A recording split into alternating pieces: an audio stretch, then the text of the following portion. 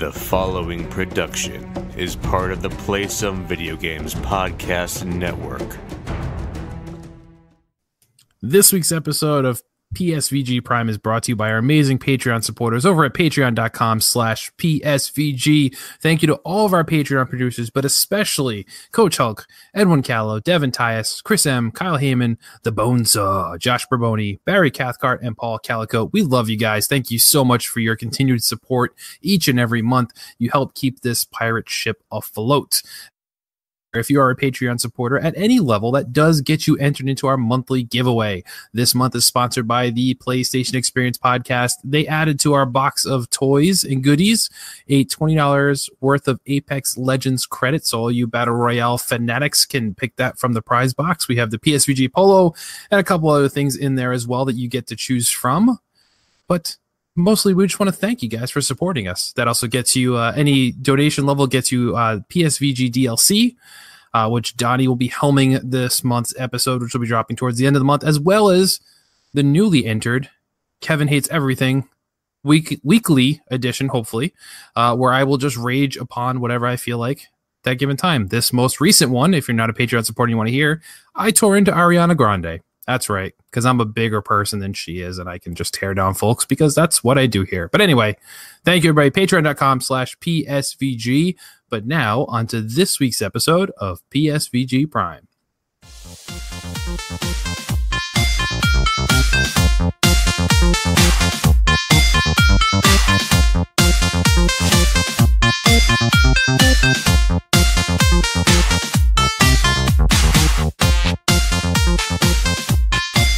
Well, hello, neighbor. I didn't see you there. Come on in, have a seat. It's I, your host, Kevin. With me this week is not Lucas. He is not back yet. He went and had another baby. Well, not him physically. That'd be weird. That's like some Arnold Schwarzenegger and Jr. type scenario thing going on. We don't want to talk about that. But I do have somebody else equally, if not better. Shh, don't tell him. Don't tell him, because then he won't come back. Donnie's here with me tonight. Greetings, Koopalings. What's up, Kev? Dude. Oh, take a week off and it feels like I haven't done any podcasting in so long. Yeah. You had a rough week, man. I did have a rough week and yeah. And I've now gotten into to get some IRL stuff, I guess. That work project I've been talking about that went really, really well. We pitched to everybody and everyone bought into it. Well, initially this project was a rollout for just my division of the bank. And now it's been blown up to the scale that it needs to cover the entire enterprise. So what you get for having good ideas. Apparently. So now it's something that was like, hey, you're going to spend like 4 months onto that I will probably not be doing my regular job for a year or so. So that's going to be fun. But let's talk some video games. Let's talk about the fun stuff. What we're here to talk about. Let's do it, man. So you and I have actually, I think, been playing. Well, I put 2 games on my list, and you know what 2 games they are because I know you've been playing them, and I don't know if you've been playing anything else. So let's dive right into it right away. Shakedown Hawaii. So you had some great things to say about Unshack, and I honestly agree with pretty much everything you said. I love the city management behind it. I love the gameplay mechanics. It's just fun. It's easy to pick up, play in small doses. Jason, though, kind of tore it down a little bit on Fluxtapose this past week with Sean there. They both were a little poo-pooing on it a little bit. I listened to it when I was cleaning out my garage. And I think everything he said is valid. I think it's fair. Sure. I think that's the take a lot of reviewers have been taking. And it's like, and like I said on my show, it's not one that I disagree with. It is repetitive and it is simple. And you're going to do a lot of the same thing over and over again. And there is no wide arcing story, but it's funny. Yeah, it is. Tongue in cheek. It plays well. I called it like mobile-ish. It reminds me like a mobile game. Like I could see it being like a mobile game with like cooldowns and like microtrans. I could totally see that being a thing on a phone. And just kind of plays like arcadey, Yeah. Feels like what it's supposed to look like. Feels like a 16-bit game. Yeah. And I really enjoy it. And I think I haven't played it over the weekend because I've been playing something else. But one thing I kept noticing, I'm not sure if this does this on purpose or not, but every time I keep replaying the game, I keep losing all the guns and everything that I bought. So every time I restart the game, I have no ammo or anything. I have to go find the gun shop. And it's not that big of a deal because you typically you start to remember where things are, but like pretty early on when I first started noticing it, I wasn't like really in tune with the city much, you know? And there are no icons for the gun shop or the clothing shop. There are no icons for them on the map. No. So you just have to go find them. So there was a day where I was just a little annoyed. I was like, man, I bought all the weapons I could have, saved my game and everything. My money's still there and everything. And I opened the game and all the stuff's gone. And I don't know why. That's weird. I don't have that issue. All my guns and stuff have stayed, and I actually haven't bought a single gun. I get them from the missions and them up. Fighting people. So, so I haven't had a need to. And I've done that too. And so maybe it's like a save file issue. Maybe it's a bug. I don't know. It's not such a big deal, you know, that I spend 15 minutes finding a gun store and reloading back up or driving my car into crowds of people until they drop. Mowing them down. Yeah. The one thing I don't like about the game, to pile on it a little bit, I really don't like driving. Driving doesn't seem to make a whole lot of sense. Losing the cops isn't really that big of a deal. It's just like there are a lot of cars on the road and they stop and it just gets annoying. And eventually, you hit everybody. I'm not sure if you've got this yet, but eventually you'll get a power up where you basically run twice as fast and you'll get like a double jump and all that. Yeah. And running is faster than driving. So you just run way past all the cars. Like on a road, you just run right past them. So it's like, why even have driving? That's true. The driving is a pain because, like you said, there's cars everywhere. It's impossible to drive anywhere without hitting like 12 cars on your way there. That's the point that I had to settle into that. And I was like, you know what? The reason this is this way, it's the developer wants you to drive like a maniac. That's true. I drive on the sidewalks now. I'm just mowing down mailboxes and because that's what the game is really about. It took me a minute. It took me a few days before I just kind of accepted my fate and like, this is the way the game is going to be. You're not supposed to be dodging cars and waiting red lights. Man, plow through that stuff. Hit those people. Run through that fence. Like, go create some mayhem. Yeah. It's really good. Yeah, I enjoy it. I think it was worth it. I'm happy I purchased it. I'm enjoying it more than I enjoyed the last one. I'll say that much for sure. I feel like the last one was super short. Like I feel like I would have beaten it already in the amount of time I've sunk into it. Like I barely played the last one because I just didn't like it. I didn't like the way it looked and I didn't like the way it felt. You know, like that whole top-down 8-bit thing. I was like, no, this isn't what I want. This is more in line with what I want. You know. Yeah. I don't have that older tie that a lot of you guys do. But yeah. Yeah, no, I'm with you. I do have 16-bit ties, and this is doing it for me. You know, it's an indie game. It's not a deal breaker or anything like that. And again, I think I'm not giving it a 10. You know, my review isn't glowing, and just for what it is, I'm enjoying it. And that city builder stuff, I have gotten to the point now, and I think that's why I've stopped. I played it religiously for like a week, and you know what that means, like for me. Oh yeah.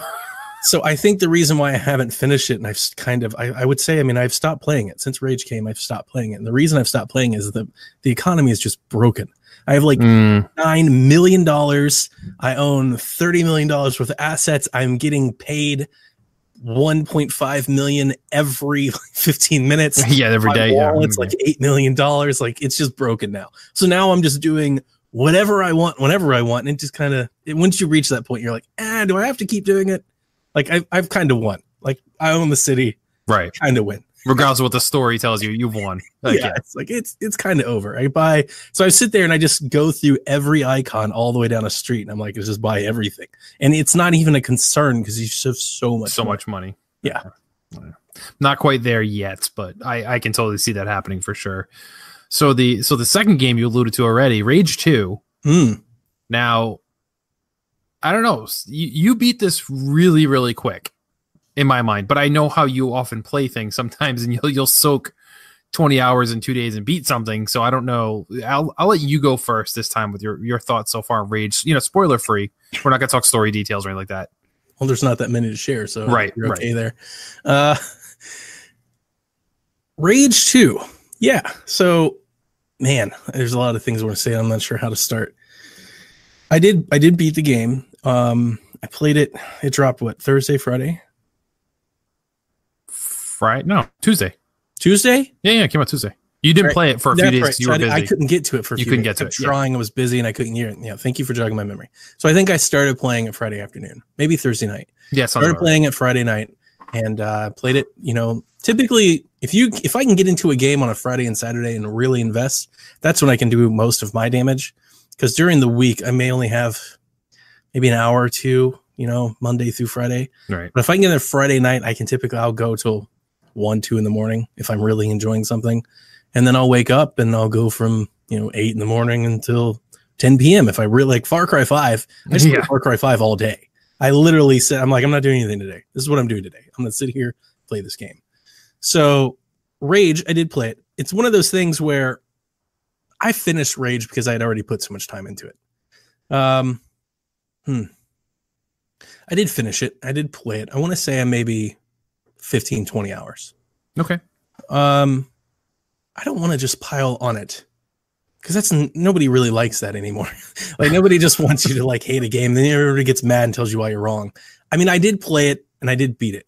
To say something nice first, the game plays like Doom and the guns are good. Yep. And the shooting is fun and it's ridiculously smooth. Yep. That's something Devin wants to hear and he will appreciate right out of the gate. It is so silky smooth, 60 frames per second, basically locked on Xbox One X compared from Digital Foundry. And it just, man, that it does well. It does that really, really well. And that's good. That's why I finished it. It's fun to play. Dating back to when this game was shown, and there was all this, we can't have Rage and Far Cry New Eden. They're like the same game. They're not even a little bit. Not even close to the same game. These are very, very different games. This game is kind of, the developers also made Mad Max. And there's a lot of Mad Max to it. In 100%. Tone and in the game. I played Mad Max on PlayStation. I did not like that game. Me and Kyle are very different. I hate that game. That game I would trash on. Like I would pile on that game real quick. I did not like that game at all. This game, I liked enough to beat it. But I would call it average, good. Like it's good. It's fun. Story-wise, not even just the story, even outside of the main narrative. Characters, the tale, the environment, the writing is all bad.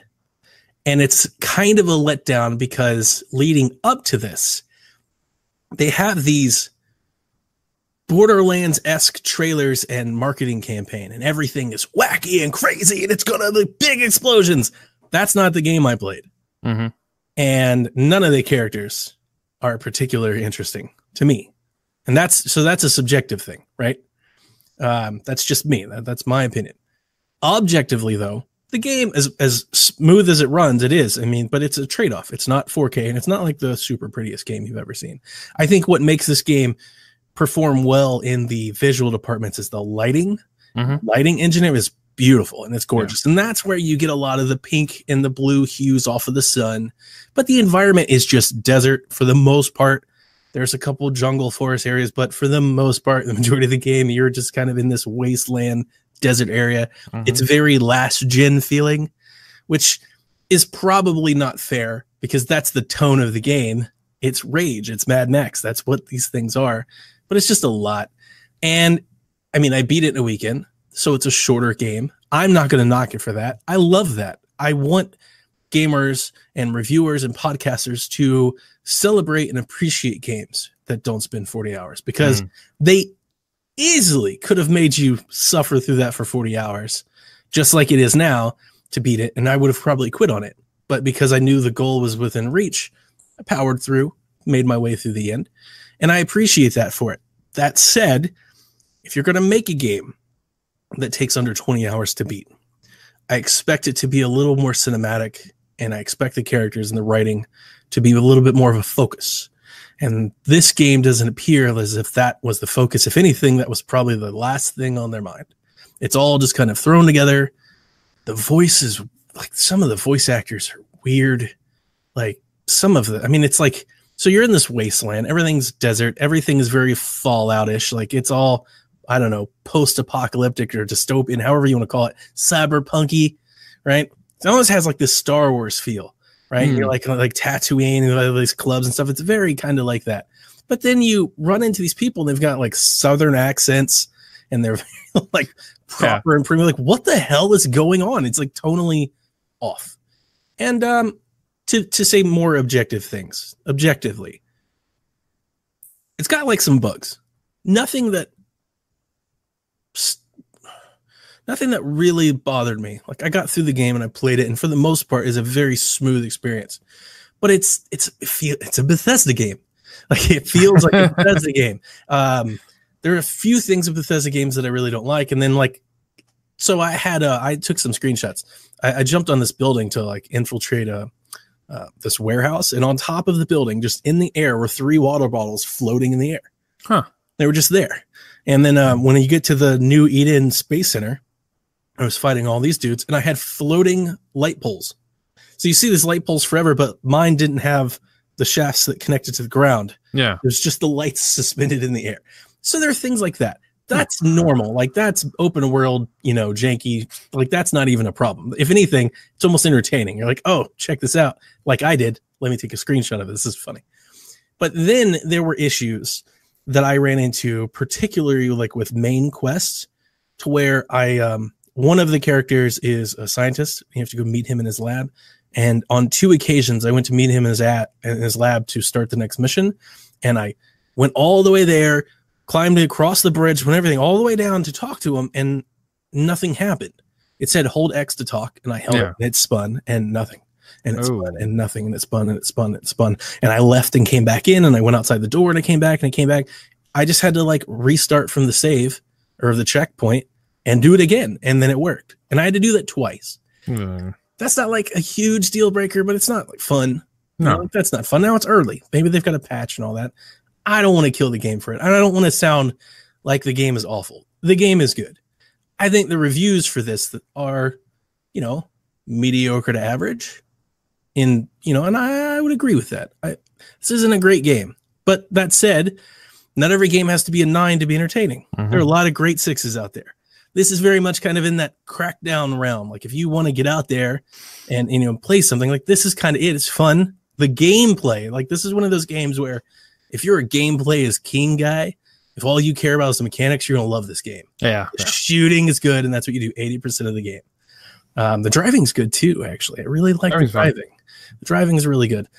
So yeah, I mean, I don't want to sit here and just talk by myself. So I think that in a nutshell is kind of how I felt about it. Yeah, I mean, I agree with a lot of what you said. I haven't, luckily, had the technical glitches you have, and I'm literally at that part right now that you described you had glitches on, so now I'm nervous.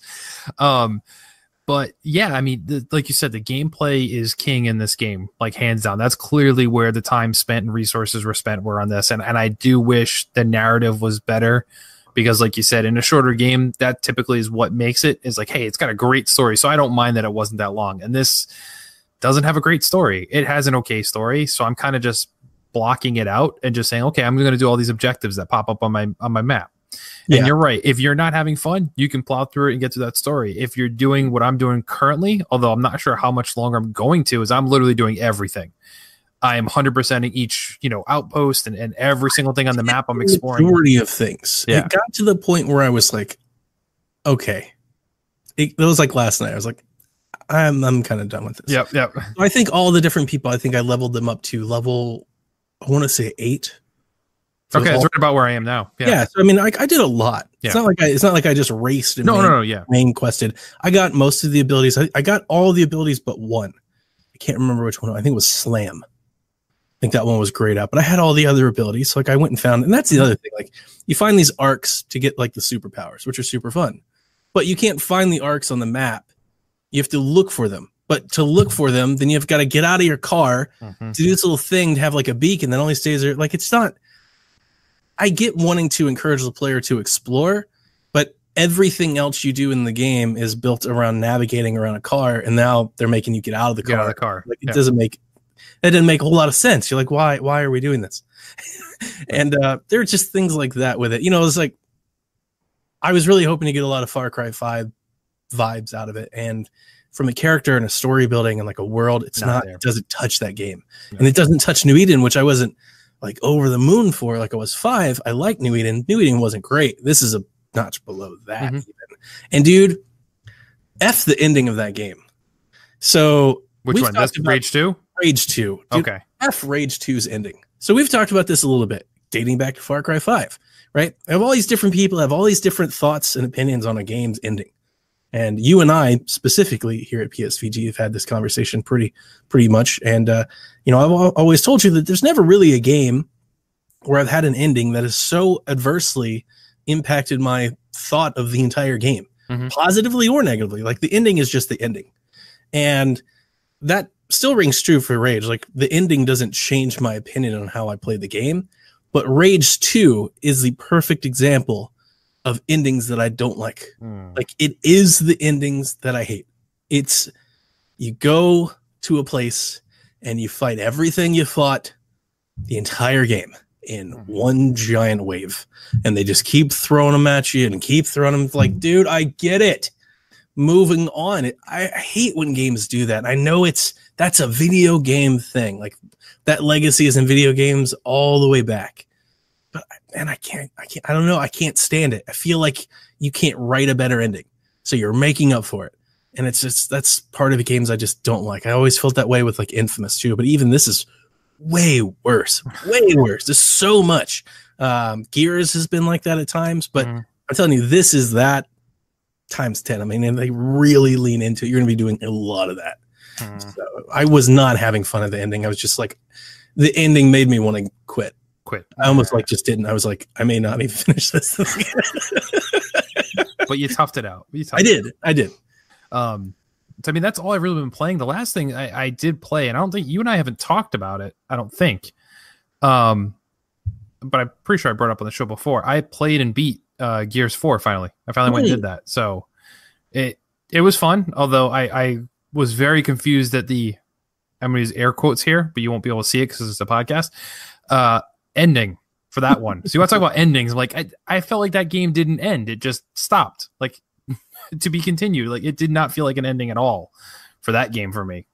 I definitely think that is a to be continued. Yeah. I wouldn't call it an ending. It was the end of that particular journey, but that entire particular journey just laid the groundwork to set up the next journey. Yeah. Which is why I'm very excited for the new one that comes out. Sure. And I think I will be too. It just literally felt like it was just a regular mission I was on. And then all of a sudden, like, oh, it's the end of the game. And I'm like, you never felt like any why is it the end of the game or like stakes race? Because I did feel that like leading up to their getting Marcus back and everything. I was like, all right, we're about to reach the end. But how did you enjoy the game?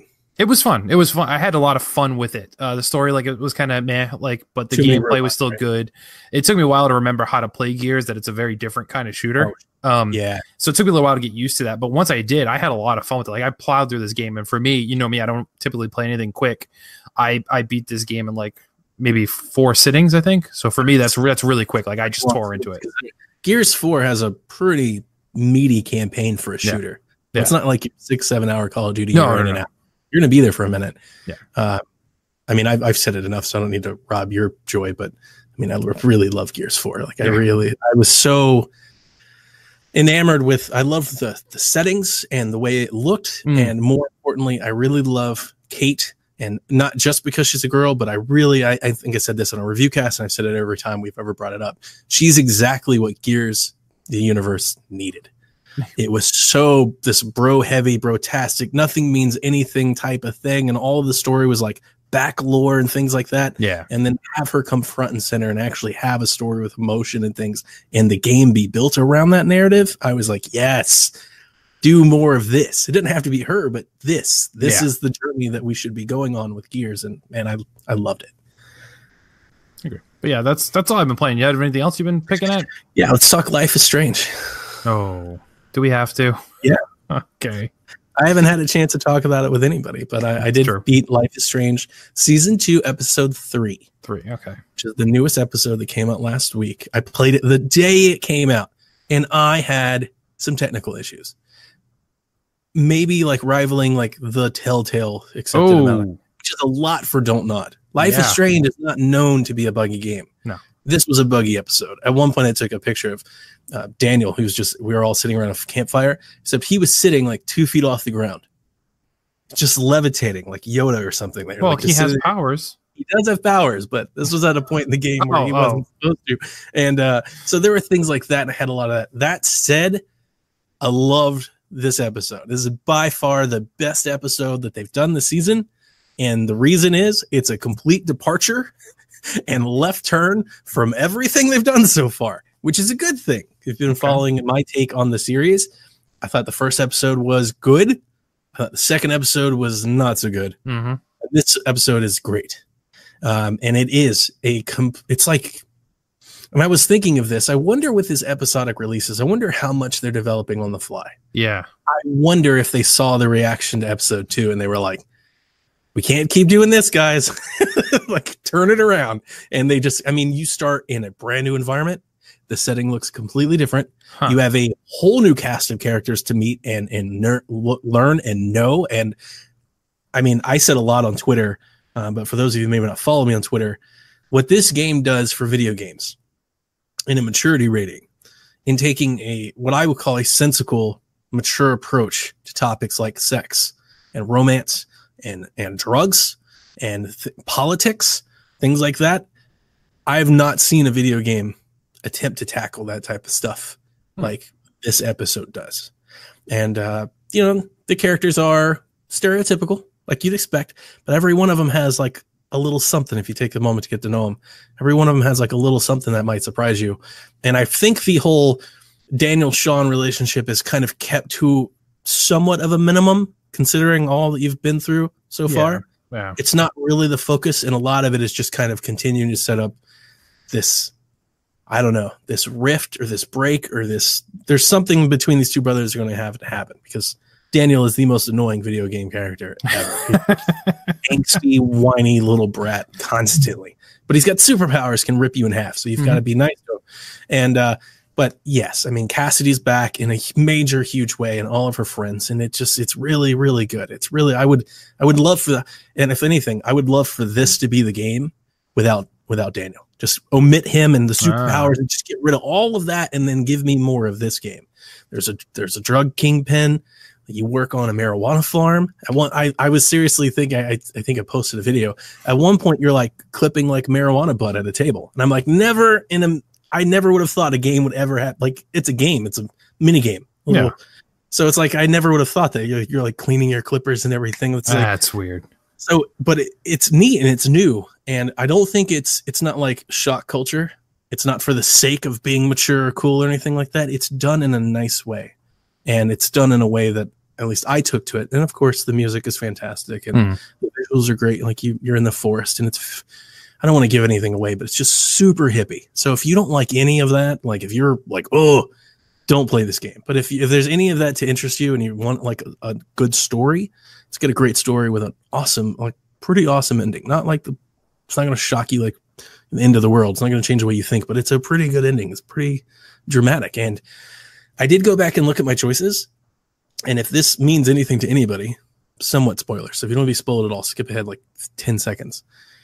The choices I made were exactly what I wanted to do. I wanted to be with the girl, right? So like everybody knows that, like that's where I was going.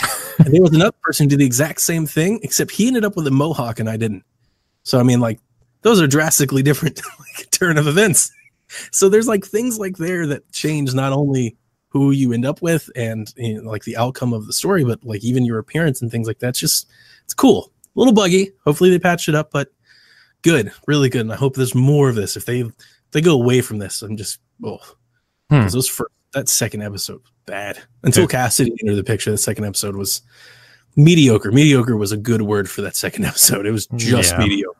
Yeah. I mean, and all the stuff you said, like, hey, if you don't like this stuff, you probably shouldn't play this game.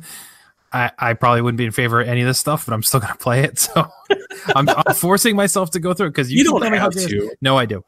But, it's Game Pass, so for those out there, you get that. And it's a good, like, as I've often brought up, the closing of Telltale, like we're running out of these games. So I keep reminding people who like these types of games, not just this, remember, not just Life is Strange, but Telltale had Batman, right? They had, so like there, any of this opportunity, you think you show them that you want to play these games. Cause if you don't, they won't, like they'll just stop. So, Sure. All right, well, let's dive into the topic of this evening then, and we're going to talk a little more E3. We're going to continue that E3 coverage we did all last week because I didn't get to talk about any because I wasn't able to make it last week. So thank you to Coach, Dev, and Josh and Kyle for surprising me with that stealth OT that I did not know it was going to happen until they told me it was done. So it was a lot of fun. But yeah, I want to talk some E3. So we're going to dive into the third parties. I'm using the fourth prize. I'm using my bank terms now. That's what it is.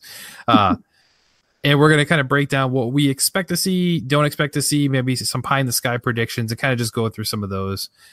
So we know it's coming fast. It's coming quick. So let's jump right into it. So EA, Electronic Arts, they're up first, June 8th. Not on the show floor. Right. Technically not on the show floor, but hosting its own EA Play event beginning on June 8th and runs through the 9th. Not doing a traditional press conference, but they do plan to show off some new content. So I don't know how they're exactly going to do this, other than maybe just drop trailers. So that's what I wanted to ask you, because while I'm all for people being digital, right? My whole love affair with E3, I feel like, has been not accurately described. I don't think everybody needs to be on a stage. Sure, like you can have a digital video. Yeah. This is weird because essentially they're just going to go on a Twitch stream for 48 hours. And I guess they're going to drop things. It's going to be missed. Over the course of 48 hours. Like, I'm not watching them stream to get news. Like, they need to, if this is what you're going to do, I think you need to provide a schedule. Yes. Like, hey, come stop by our channel today at 4 where we talk about Madden, and at 5 where we talk about Battlefield or something like that. Because, yeah, I'm with you. It's going to get lost here. I mean, or even just say, unannounced game at 6:00. Like, so people will tune in to go, oh, what are they going to show? Like, we will know because we'll see it on Twitter. Like, we'll eventually know. And I think that's the whole argument for not having an E3 at all, because we'll eventually find out. But it's not nearly as fun. It's not as much fun that way. It's really not. But then, so looking at their lineup, so looking at what they would be. They've already said they're going to continue to talk about Apex Legends. So that's something we already know it's out. They're going to talk about the new season 2. Yeah. And there'll be a new character, which they've already said all this stuff. So it's kind of be like, well, unless something really drastically changes from season 1 to season 2 of Apex, I'm not sure how much people are going to keep hanging on this game, because it's still months in. It's the same game. And that first season pass I bought, it was a waste. Like, you got nothing for it. Like, you can knock Fortnite as much as you want, but when you buy a season pass, they give you stuff. In this one, you got some skins for your guns. It doesn't even matter. Like, you can't really tell. Like, it is what it is. So they have that. They're going to talk more Anthem, which is a little surprising, but we do know more story content was coming for Anthem because they finished the full motion capture of all the acting afterwards. So they're going to talk Anthem. Hopefully they drop like their Cataclysm event, maybe like a huge DLC, maybe a huge patch update. Like, they should come out with a big, like Destiny. This is our new expansion. Yes, that's exactly what they need to do. We've made the game better. Like, let's revive this game. Don't give up on it. No, and they've spent so much on it between marketing and everything. I feel like they can't just drop it. But it almost seems like they have a little bit. Like, yeah. Battlefield is supposed to be talked about again, which is surprising. What else they're going to talk about? Because I thought all the content was released. The last thing was that Battle Royale, which was really good, but nobody talks about it and nobody plays it. Like, do you play it? Huh? Do you play it? Like, do you play that? I had played it, but it just didn't grab me. But it looked so much better than any of the Battle Royale games, like graphically and the way it played. It just, that period of time doesn't make for an interesting Battle Royale, because it's like, hey, you shoot 5 shots, you need to reload, and it takes long to reload. It's like, that doesn't work. It's like Civil War Battle Royale. You're going to put the powder keg in. It's like, that would be terrible. That's good. I was thinking that announcement, right? Battle Royale feels like it was a year ago, and it was like in March, right? It dropped in March and they came out. And you're right. I remember, like, it leaked a little early. It's called Firewatch, right? Yep. So it leaked a little early, and then it started playing it, and they were talking about like all the Twitch, and like the next week it was over. Yeah. That was it. I have never heard anybody, and I'm not saying I'm the authority on gaming news, but I follow a lot of accounts across a lot of different Twitter stuff. I haven't heard or seen a picture or a clip or an experience or a reset era.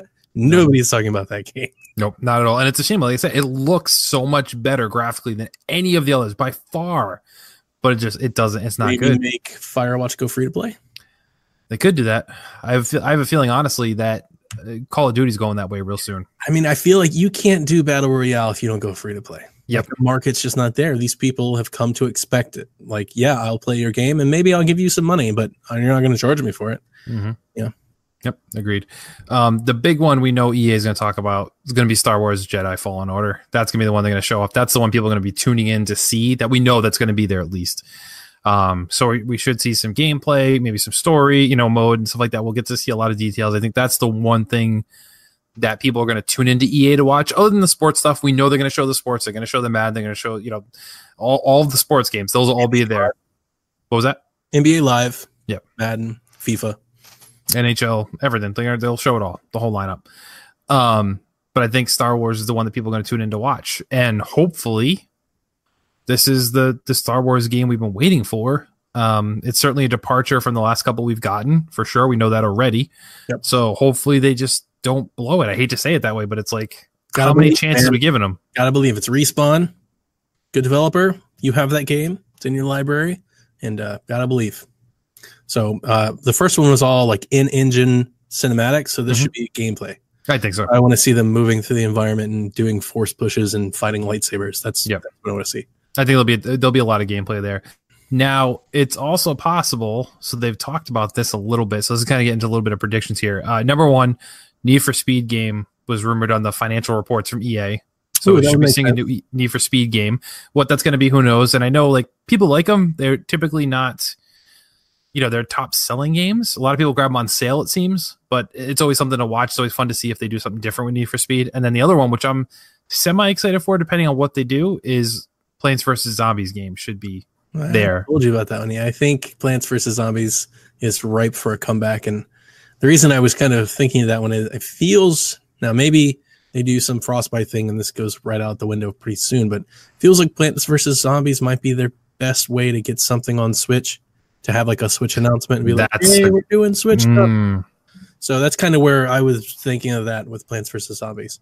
That's a really good call. I didn't even think of that. I was just more like, it's heavily rumored to be Garden Warfare 3, which is kind of what I didn't want. But I mean, who knows? If they revamped it, maybe it's good. Like the tactics part. Yeah.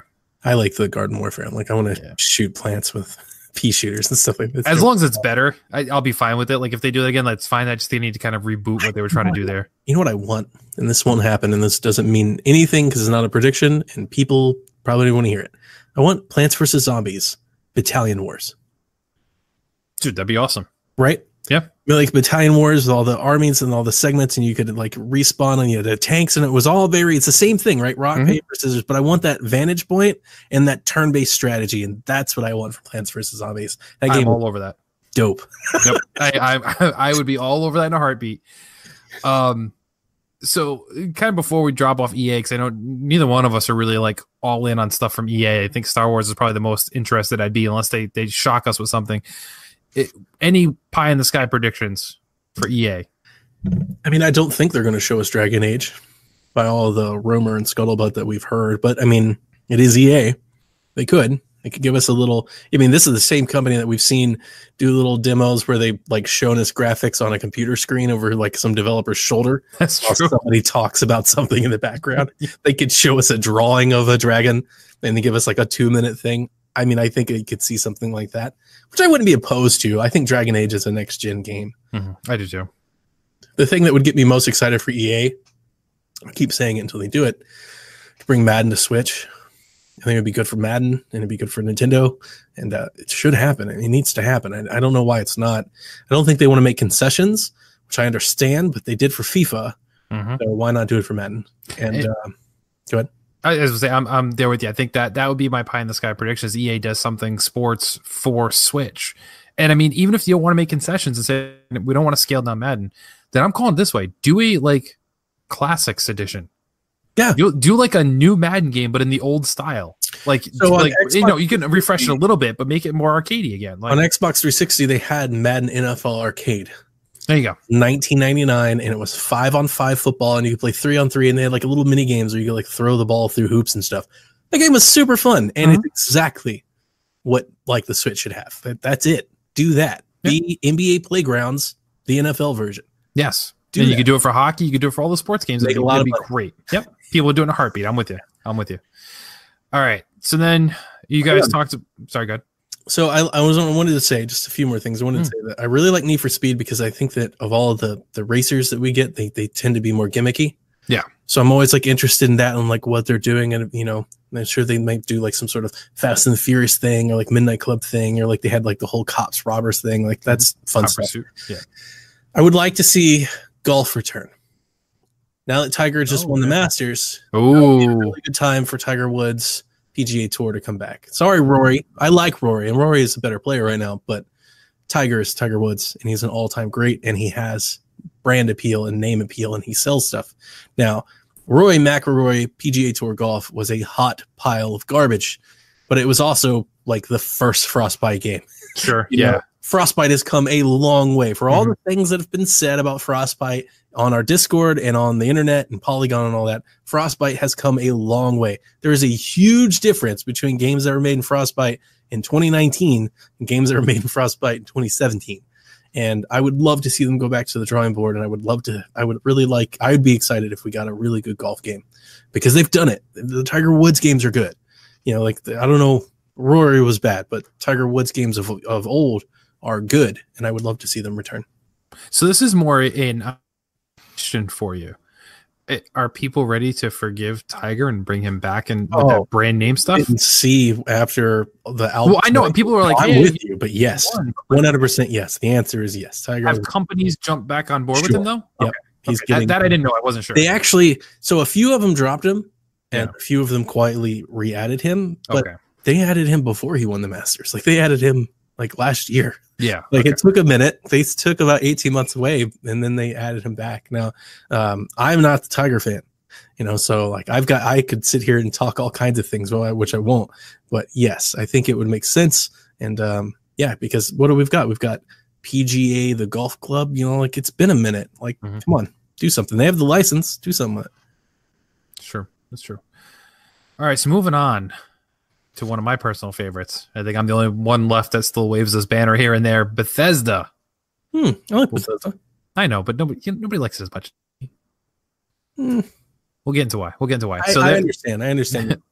They'll be up on June 9th. Their live stream presentation will be 8:30 p.m. Eastern, which I think is a little bit earlier than it was last year. Sounds right. And they're kind of always the wild card. Just because they either have like a ton of announcements or they just have a few and try and stretch it into like an hour with filling in the content. So last year we saw Starfield announced and the new Elder Scrolls announced, but Bethesda's got down that you will not see those games at E3. We won't see one of those games before 2022. Oh, I agree. 100%. We won't see both of them until like 2027. That was ridiculous. Yeah. So this is what's weird here. So I don't know what they're going to do this year, because what do they have left? Wolfenstein Youngblood is out a month after. Yep. So we'll definitely see that. But you know, how much you getting into a month before launch? Like, you don't need to get into a lot of detail, I don't think. But I mean, it's kind of like coin at that point. It's like showing Pokemon at the thing. Like, you know, people are going to buy it, so you really be able to swing them on it. I don't know. They're going to do it anyway. But yeah. They're going to do it anyway. We know id Software is continuing to work on Doom Eternal. Ooh. So that could be announced. We don't know, that it'd be released this year or whatever. A date. Right, exactly. A gameplay trailer and a date, maybe like some sort of story stuff, but yeah, I'm excited for Doom Eternal, man. The shotgun grappling hook thing was still has me. Oh yeah. Now don't forget too, nobody's been talking about this in a while. Wolfenstein Cyberpilot is still coming out. That's the VR game. Yep. So they still have that coming out, dropping out, I think at the same time as Youngblood. So that's coming out. We have that. Rage 2 is out, but Rage 2 is getting an expansion though. Yep. So that will most likely be shown. Rise of the Ghosts. It's gonna have new story content. So I don't know, how much tweaking they're gonna do there. I won't be doing that. Like, I made that decision. I'm like, I'm good. If it's really cheap, maybe. But yeah, I'm kind of with you where it's like, I don't know that I need more story content here. You can almost predict they're going to talk Elder Scrolls Online. They always do. Yeah. So that's going to be their Elder Scrolls Legends, the card-based game. They'll show that. They'll show possibly Blades. Last year that it was coming to consoles and Switch. Now, I don't know about the other consoles, but I can tell you it hasn't come to Switch. I don't think it's come to any of the consoles yet either, to be honest. So it should be out that day, considering that it was supposed to be out already. So if they've held it this long, they should be like, and it's out right now. And people will get excited, but they shouldn't be because it's a year late. Yeah, that's true. Yeah, I don't know what they're going to do with that. They could talk a little bit more of the Elder Scrolls Blades if they plan on doing more with that. Mobile games, that's been doing okay. Here's where I'm torn. Right? No, hang on a second. Blades should Switch. That should come to Switch. Blades? Yeah. The mobile game. That should come to Switch. Okay. But, I mean, there's a lot of microtransactions in that. I don't know if they'll... I don't know. But, yeah, they brought Fallout Shelter to Switch. That's true. Yeah, I guess it could work. So this is where I say, this is where I'm torn. Fallout. Mm-hmm. So Fallout 76. You got to fix that game. Well, here's what I don't know. So I haven't gone back, although I've been really itching to go back to it and give it another fair shake again. And I think once I'm done with Rage 2 maybe and Life is Strange, because I'll have like a little bit of a lull for a bit, I think. I don't think they're going to go free to play, which I know a lot of people are screaming for that. I don't think they need to do that, but they need to continue to fix it and talk about maybe some major stuff. Now, keep in mind, people stop talking about this game. They are legitimately releasing patches and updates and more content every 2 weeks. So they are doing things to continue fixing and growing this game. It may just not be what people want or want to talk about, but they're doing something. So like an expansion plan, right? And so I think they've done 2 of 3 so far in terms of little expansions. So like the third one should come. Right. Should keep talking about the future of it. I'm with you. So I'm wondering, after that, are they done with this, or are they going to talk about a new Fallout game? Like, I don't know. Like, the engine's there. No. I mean, okay. I want to talk myself into it and say that this was such a collapse that it would make sense to pivot to another game. So I'm with you there. But there's also the part of me that thinks, like, no, you've got people that bought this. It has brand appeal. Like, fix this game. Make this game something more people want. Bring a huge expansion. I would say announce right then and there, Game Pass available now. Like, get it back on people's psyche. Get it back in the hands of folks. Talk about it. Talk about all the things you're doing to fix it. But, I mean, personally, and I'm not the Fallout super fan, but I have no interest in Fallout multiplayer, and that's what this game is. And I don't know what they can do to make that, like, Fallout can't be Anthem. I don't think it's a good fit. No. Right? So there's some part of me that would think, like, yeah, just stop all development and give me another short Fallout campaign at $40, like try to do something to get appeal back. But they said that this was the last Fallout game for a while. They're working on Skyrim and they're working on Star. Like, so I don't know if they can, but I don't know. Yeah, it's a tough situation because it's like you almost feel like they could go 2 ways. They can completely just not talk Fallout at all, and people. Ooh, that would be bad. If they get up on stage and apologize, people will ridicule them for doing that. I think that would be good. And I like the Game Pass. I think that's a great idea. However, is that just going to bring more bad press to it, or more people going to try it and be like, this game is garbage? Like, it could also backfire until they have fixes in place. I don't think any amount of bad press can hurt this game anymore. Okay.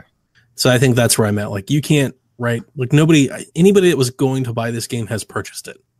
So what can you get people doing? You can get people playing it, maybe set up some sort of future. Because I think the idea behind this was they thought, let's make Fallout multiplayer so our big Fallout fan base can have something to play while we work on these other projects.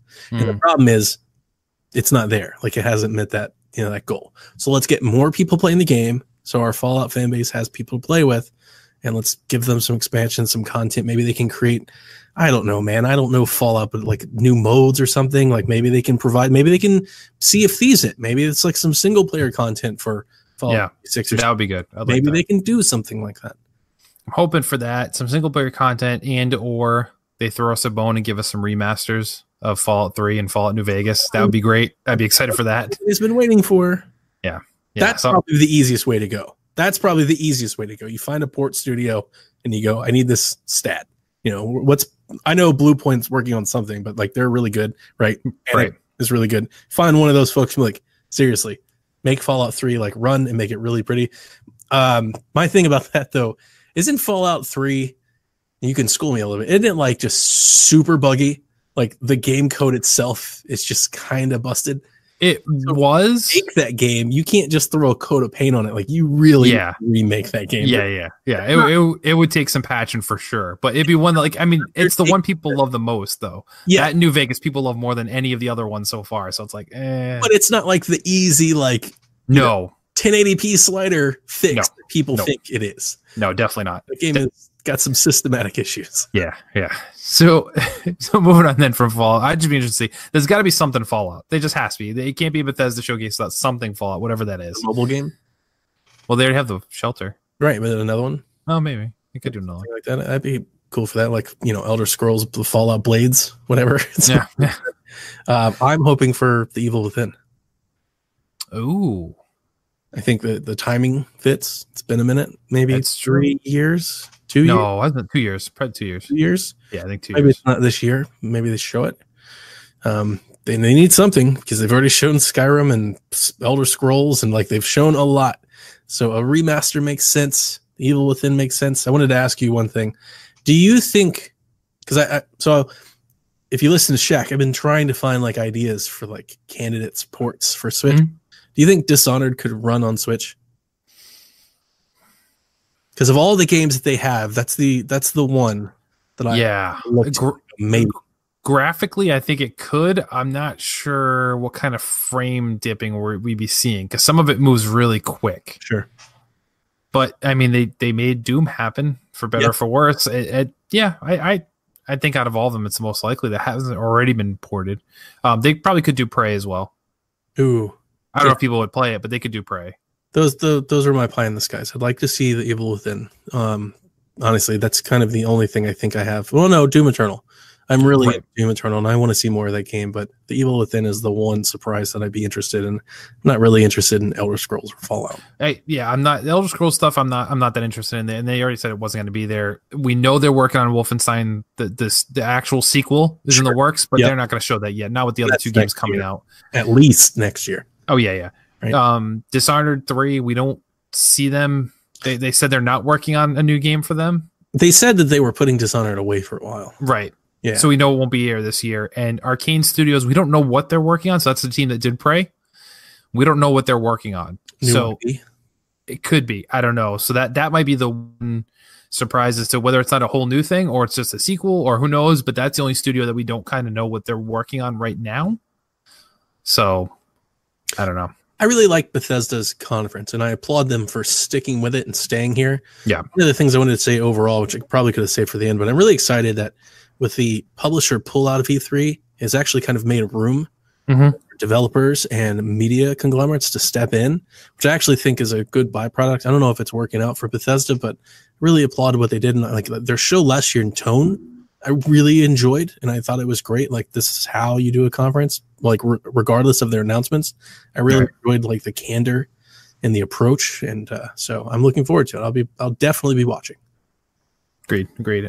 So let's jump over to Square Enix. So I think most people would say was the worst E3 press conference they've seen in quite some time. That thing was bad. It was horrible. There's a set to go June 10th at 9 p.m. Eastern, so they're a late night one as well. So the good news, if it was that bad last year, there's really nowhere to go except up, baby. So it should be better than last year, hopefully. Games we're expecting to see. We should probably see more stuff on Final Fantasy VII Remake, considering Sony won't be there. Platinum Games. I think it's out this fall. Really? I do. Yeah. I think they wouldn't have shown it if it wasn't. I think it's going to backfire if they're like holiday 2020. But even though they changed the studio team that was working on it and everything, like, remember it's episodic and that's true. It's first part of it. So okay. We'll possibly see more Platinum Games Babylon Fall. Could be there again this time. And keep in mind, so this one might interest you. This might raise your eyebrow here. It's been 2 years since Nier Automata. I had that here in my notes. If it's possible we see a follow-up or a sequel. Yep, that's what I was thinking. I do love that game. I have not booted it up yet, but it's definitely on my list. I like it. Oh, really? Oh, well, that's disappointing. Oh, got a lot of busy work. I beat it once. I never went through, like, you're supposed to beat it like 5 times. Like, I never went through the multiple campaigns. So like immediately there, I think you're ruling out a lot of people, right? Nobody wants to replay the game over and over and over again. But it has that gameplay that does that, and it's really fun. But there are also, like, I want to say Japanese game development, but I feel like that's being mean. But like, there are Japanese things about like games like that's it's like a JRPG's take on open world. Yeah, it's grind. Kind of like Xenoblade. Like the moving of the open world is like a little obtuse and weird, and you do it a lot. So you're like, what am I doing out here? And like to find everything is a little difficult, and the menus and all that. But when you get out of that, game is a super fun button masher that changes it up on you constantly. But the problem is there's all this stuff in between these action segments. But the action segments you will love. That part you will love, because you jump from like 2D side-scrolling shooter to like a 3D to like a ninja game to fighting this huge like Metal Gear boss. Platformer, and it does all of that in succession, like 5 minutes. You're sitting there, you're like, what the hell is happening right now? And that part of it is really good. And that's So I mean, I think that's pretty likely we see something like that. And then I think the last thing, which they have to show more of, and I still don't know if it's going to be coming like this year or even next year, but I feel like it has to based on the timing and pop culture right now, is Crystal Dynamics Avengers Project. I asked you a question about this game a few weeks ago that went unanswered. But yes, I would imagine that now would be the time to bring this out with all of the hubbub and everything. Yep. Even if it's not ready, you got to show something. Got to do it, because if you don't, you're missing out on not capitalizing on a huge fever pitch for everything Marvel. So I don't care if you just show like the light gleaming off of Cap's shield and you announce fall 2020 or something. You got to do something. You got to do something. You got to acknowledge that it exists, or you're just missing out. And I would hope for like a gameplay reveal or a cinematic reveal. I would hope that they would do something like that. That hope seems pretty far-fetched comparing like what they did last year. Yeah. What they did last year was comical.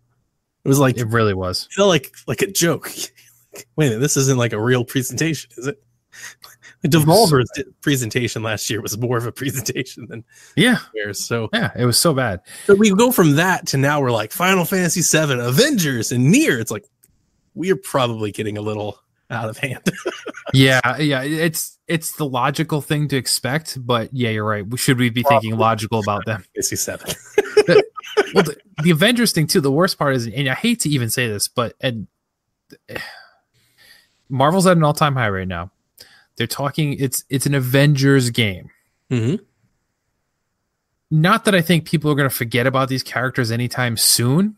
Yeah, definitely. But Marvel won't be focusing on these characters going forward that much. And do we have another Avengers movie like on the time? No, let's say so. There's no other time. Right, you're missing it if you're not doing it right now. Exactly. So if this game doesn't come out for 2 years, that it's a Marvel game, it'll sell, but you're losing some cultural relevance, I think, at that point. Sure. And awareness and publicity, third party, and all the movie sites and everything, all the Marvel fan blogs and everything that would recycle and regurgitate all of that. You're missing all of it if you don't show something. You got to show something. Yep. And I echo, so to continue kind of with the Marvel, this is not Square Enix, your talk on Shaq about, hey, Marvel Ultimate Alliance 3 should be like starting off Nintendo's conference and they'll spend substantial time on it. And everyone else was like, no. Yes, they absolutely should. It's an exclusive game. It's a big game. And now's the time to pop on it. Like, go. Significant title they have in their library, not named Pokemon.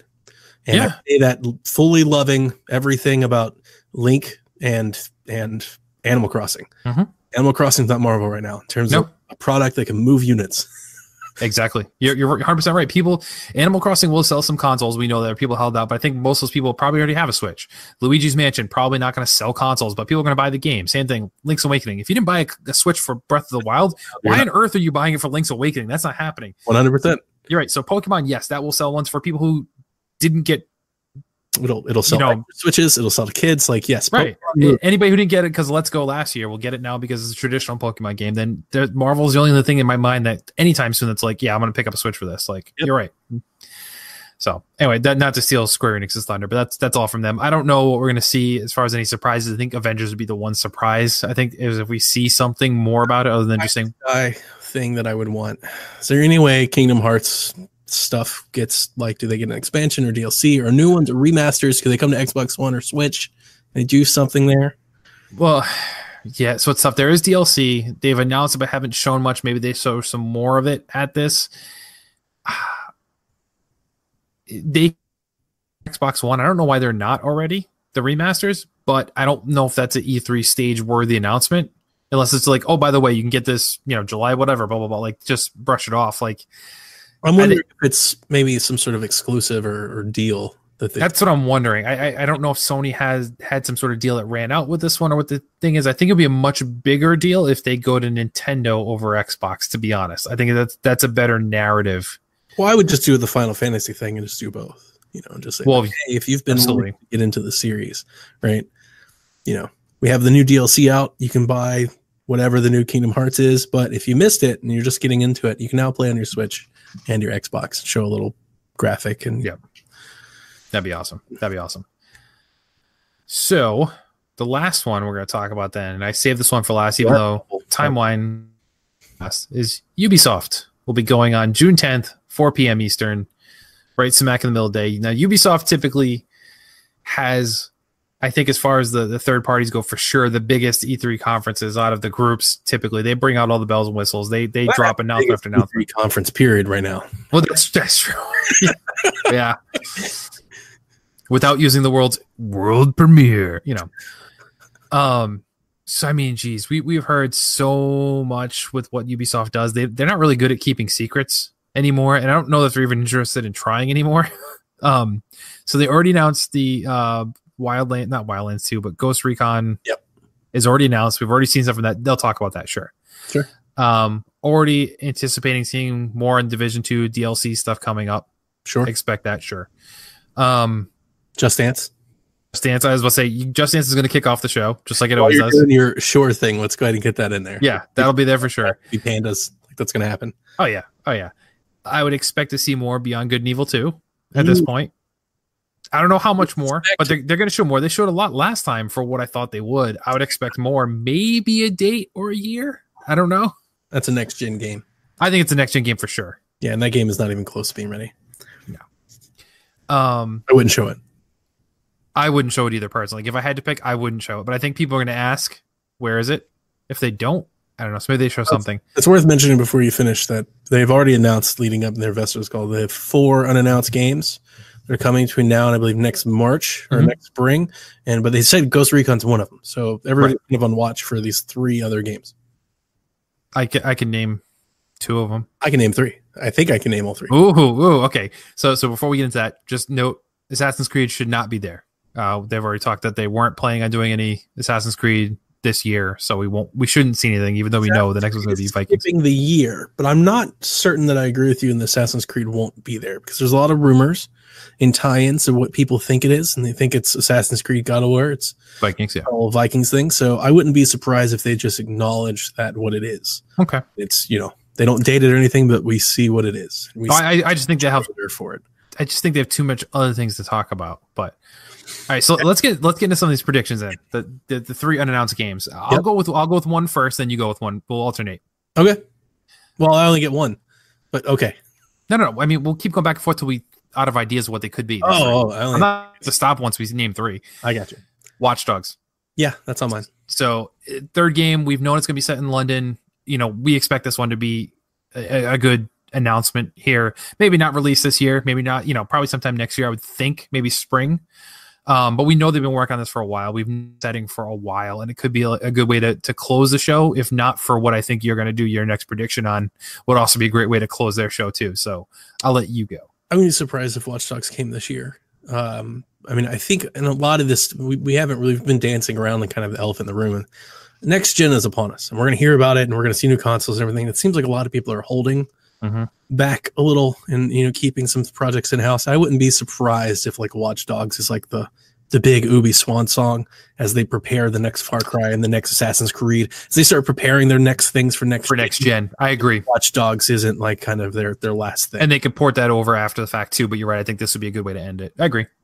As said on Nintendo Shack, I believe that Mario Rabbids Kingdom Battle 2 is happening. I think it's a thing. I just don't think it's coming this year, because I don't think there's room for it in Nintendo's lineup.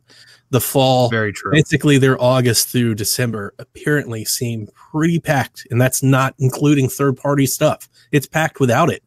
So to put it in there, I feel like would be sitting it out to die. So I would imagine, because Mario is such a huge icon, and if they can get Miyamoto or Bowser or somebody out there to talk about it with them, it's such a huge way to talk about it. I would imagine that they would bring it out, show new gameplay, show new things, maybe Amiibo or whatever, and it's out. It's next year's Yoshi, it's next year's Kirby. It's the big title to kick off 2020. Yep, spring. Yep, February or whatever. Yep, I think that's a great call. I didn't think that was going to be your first pick, but that was also in my mind as being one that would be announced. So I'll take the obvious elephant in the room here, Splinter Cell. Yeah. That's got to be one. I can't see at this point. People are clamoring for it. They want it. So many rumors. They did the tie-in with Wildlands where they had the Splinter Cell content. Like they're ready for it. They're just priming that engine. Yeah, and good for them. They're doing well. The other game it could be a follow-up to The Crew. Okay. Car games. Yeah, I think that would disappoint people. But the 3, like, let's say Watch Dogs is being held for next gen. It could be The Crew. It could be The Crew. They did delay Skull and Bones, which Confirmed, is interesting because we all thought that was this gen. Maybe that's been like a cross-gen launch title because they said it's not coming out this year and they're not talking about it and it's not going to be there. We've heard about this game for a long time now. I don't know what that means. I want to say it means that they're going back to the drawing board on it because I don't want to mislabel, but I'm not particularly fond of boat captain game. Me either. And I don't think a lot of people are. And I guess that's the sentiment that I feel from the gaming, from just all the podcasts. I don't really know anybody that's like, cannot wait to get this game. I think Sea of Thieves burned a lot of bridges for people. Like if they were both shown at the same time, Sea of Thieves looked more fun. Like I think when you look at those games, you're like, hey, this looks like fun. And people played it for a little bit and were like, this. I wonder. And then you have a more serious take on it. I'm like, there's nothing there. There's not enough meat on that bone. I wonder if Skull and Bones becomes like Skull and Bones Creed, where they start putting in some single player stuff. It's like all of a sudden it starts. Yeah, like you're almost better just doing a Pirates of the Caribbean game where there's boat scenes, but the rest of it plays like Assassin's Creed. Like you're a pirate, it's Black Flag again. Like that's just what people want. Like they don't want to do, especially now if it's like we're gonna try and launch this as a $60 game. Like I don't know. I don't know of anybody that was like, yep, give me that now. Like pre-order, take my money. I'm sure somebody did, but it didn't seem like it hit the note that they were wanting it to hit. No. So do we see any Nintendo collaborations here? So Star Fox makes the most sense. Yeah. With everything they did with Starlink, they have an engine. It's ready to go. That gameplay, that Ubisoft, Assassin's Creed, go to the checkpoint thing fits really well with Star Fox. You can go make this huge collectathon, put in some cutscenes. I just don't know that they're doing it. And it makes sense. I understand why everybody thinks it's happening, and it does make sense, but Starlink bombed. It was a huge bomb. Yeah. And Ubisoft doesn't like games that bomb, and they have a lot of developers, and they got to keep them busy. I think Star Fox gives them some appeal, but I'm just wondering if they're like, yeah, it's probably not worth the time. We'll put this team on something else. Right, because plus they did, they had Fox throughout the campaign on the Switch version. They did the Star Fox DLC. It's like, how much more do they have to say right now with those characters in a short period of time? It would be a quick turnaround. I wouldn't be opposed to giving them Star Fox in the future. Like just give off Star Fox, let them go make open space Star Fox game. Because I finished the DLC for Star Fox this past week, and it's it's the only part of Starlink I'm interested in. I'm not interested in playing anything else or any of the other characters. But yeah, I mean, it would be great, and I would be very excited for it. But yeah, I know a lot of like Nintendo YouTubers and stuff are saying that, and I'm just not sure that I see it. To me, I think you'd see Mario Rabbids 2 before you'd see that. So I mean, I said on Shaq, I'm really excited about that survey they sent out, and I posted an article. Yeah, took that survey, and they had a lot of really neat ideas. So. And keep in mind, they're still doing stuff with Mario Rabbids. They keep putting out these challenge levels. I haven't played any, but I get those emails with like, hey, this challenge competition going on now, like season 3. And I'm like, all right, they're still doing stuff with this game. So also, we don't have, and by the way, one of the things that was in the survey, which I'm pretty sure you might remember, but if you forgot, but they were talking about Mario Rabbids Battle Royale. Oh, yeah, that's right. Imagine that they dropped that free to play. That would be a lot of fun. that'd be great. That might be a Battle Royale that I get into. That aside, I say this all the time. I always remind folks, but I think most years it's true. It's not that I'm trying to be Nostradamus or anything. It's like this is just a rule of thumb. Nintendo likes to sell you Link and Mario every year. Guess what we're missing this year? Mario. Yeah, Mario Maker. But that's like right now. I meant like 6 months from now. Like gotcha. Okay, Mario game, right? I could see this very well. Like it could be like a January game. Like could be this year, as in this fiscal year. They could say like, hey, here's the new Mario Rabbids game, and it's so we get Animal Crossing, we get Pokemon, we get Link and all that, and you get Mario. So now, didn't Nintendo say before that there were still more games coming out this year that weren't announced, like earlier in the year, and they still haven't announced anything? That's their thing. So we're looking to see 1 or 2, 3 surprises in the direct. I don't know if they can fit in there. Like they're packed. They are really packed, and that's the thing is like people. Well, it's tough. So Nintendo now has gotten like such a spotlight to now that we're moving away from third parties, apparently.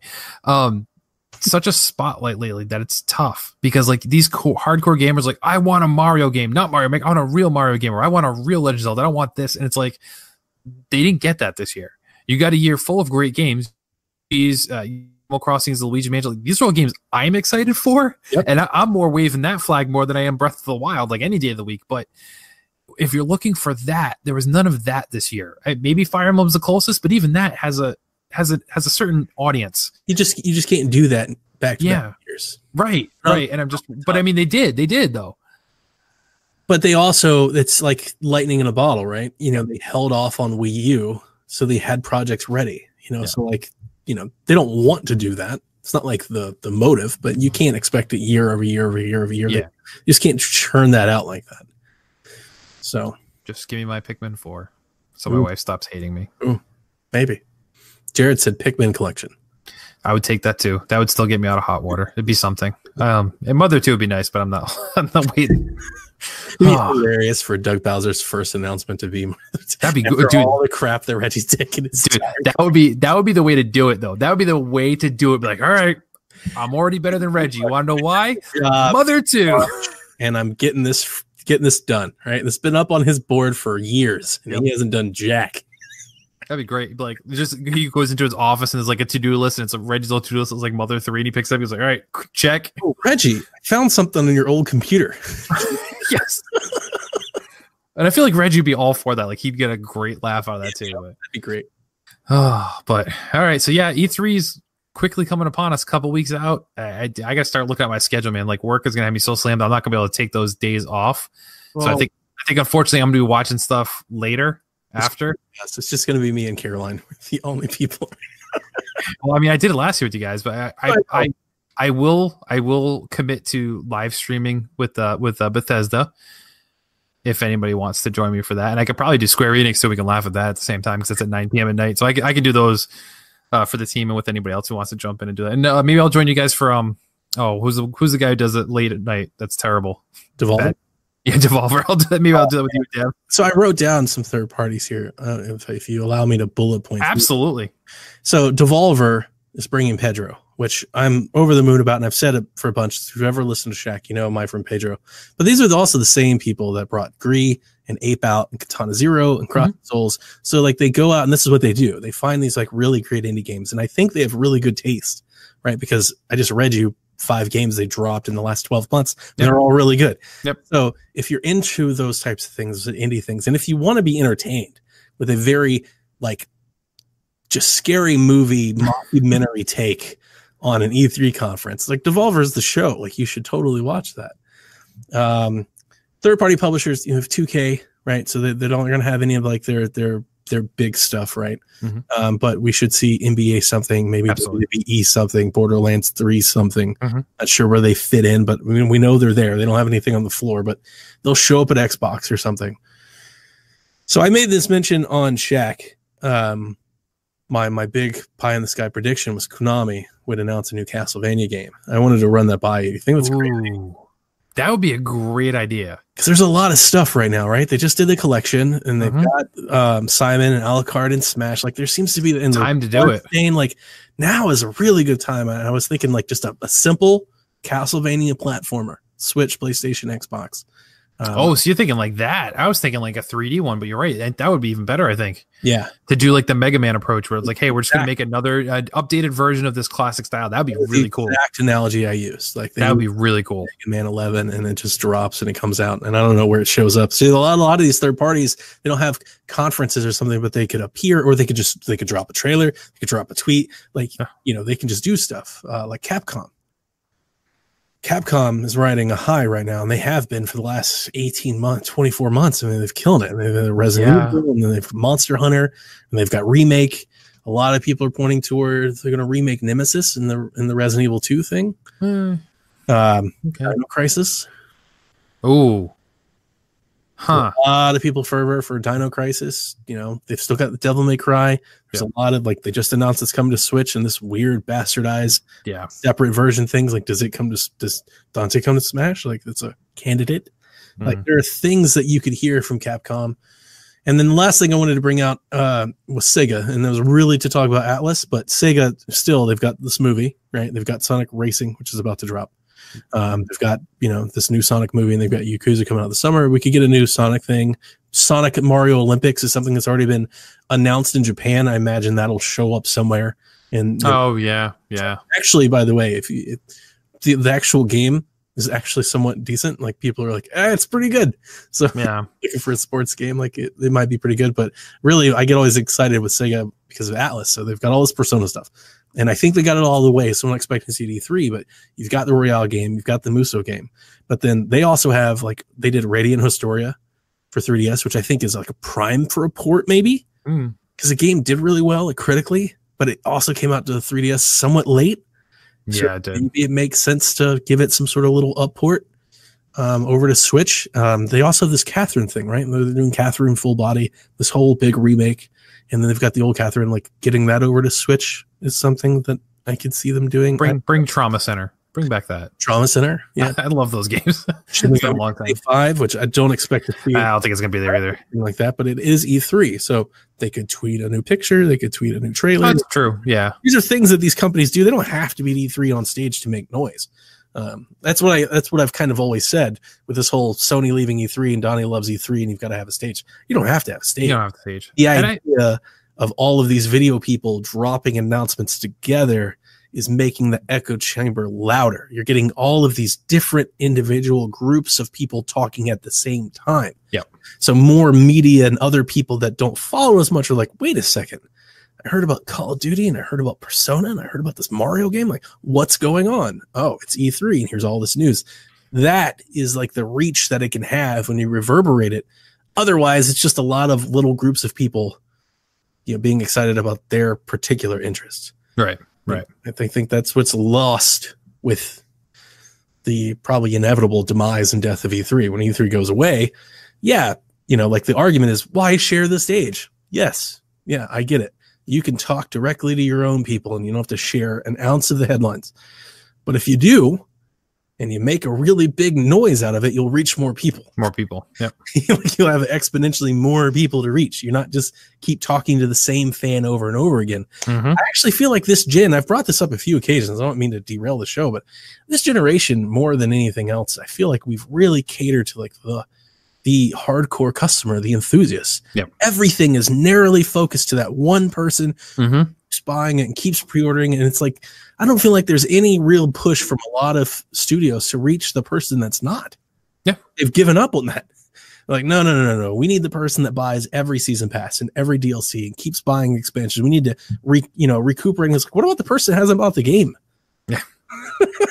No, you're right. It's definitely bad. They've given up on I feel like they've given up on trying to grow the customer base. It's like, nope, let's just do whatever we can to keep the ones we got and get them to buy as much as possible. I feel like the sports games are a particular highlight for that. Like every sports game, the show, Madden, like every year it just leans more and more to their hardcore of players, which it's not wrong. That's good. You're catering to your biggest fan. But I feel like they get smaller and smaller every year. Like you lose a few, but you're not gaining any. You're alienating anybody else that might have an inkling of interest. Yeah. Because they look at it and it's daunting or it's hard, it's complex, and there's a lot of stuff to it. Like I always feel that way, and it's not just sports games. So I'm not taking a shot at Coach Mo's beloved franchise. It's like every game. Like every game is new game plus, and everything is getting that much more involved.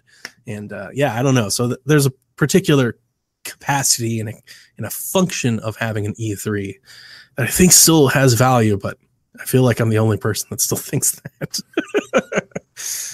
Only time will tell.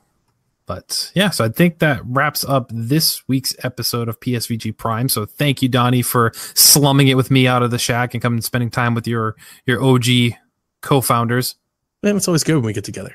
It is. Good stuff.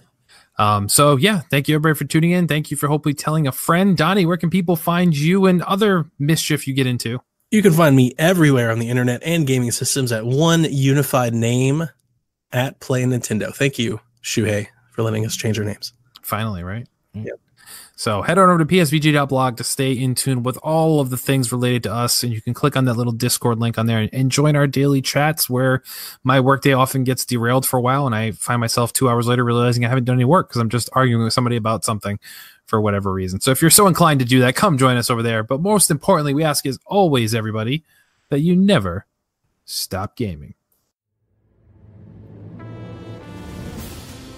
This has been a PSVG production. Any music, sound effects, or the like is owned by their respective copyright holders. No infringement is intended. The views expressed in this production are those of the individual contributor and may not necessarily reflect PSVG. This production may not be repurposed, reused, or redistributed without the express written consent of PSVG. PSVG is powered by patrons at patreon.com/PSVG. Become a patron to get special perks, including access to exclusive content.